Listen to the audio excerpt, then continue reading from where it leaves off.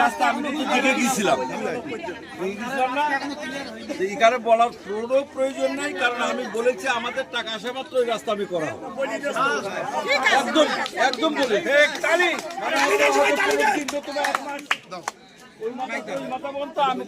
সম্মানিত উপস্থিতি, এই পর্যায়ে আপনাদের সামনে বক্তব্য রাখবেন, যার কথা শোনার জন্য আপনারা দীর্ঘক্ষণ ধরে অপেক্ষা করছেন।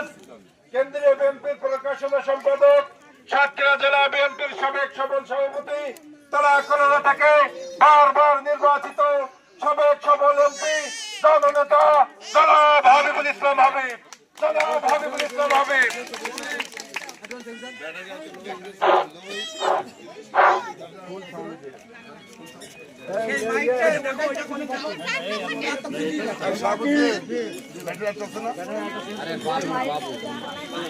বাবু ভাই মানে ওই সাইডের দিকে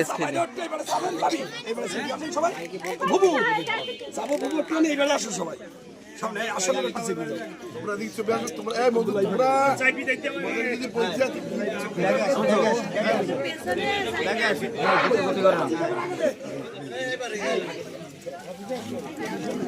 نحمده ونصلي على رسوله الكريم أما بعد أعوذ بالله من الشيطان الرجيم بسم الله الرحمن الرحيم উপস্থিত মা বোন ভাবি বৌদি এবং চাচিরা, উপস্থিত সুধী মণ্ডলী, চেয়ারম্যান সাহেব, মুয়াজ্জিম ভাই, এখানে উপস্থিত আছেন মাহফুজুর রহমান খান চৌধুরী সভাপতি, সেক্রেটারি আমিনুল এবং আমাদের সহসভাপতি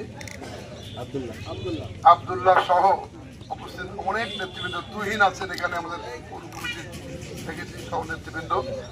প্রিয় মা বোনের আসসালামু আলাইকুম। আপনারা ভালো আছেন তো?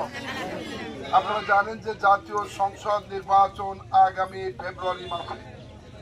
ইতিমধ্যে আপনারা জানেন যে এই নির্বাচনে আমি 2 বার সংসদ সদস্য ছিলাম, আর এই সংসদ সদস্য হওয়া অবস্থায় টালা কলরার যে ঐতিহাসিক রাস্তা আমরা সবগুলো করেছিলাম এবং সেটাই দিয়ে শুরু হয়।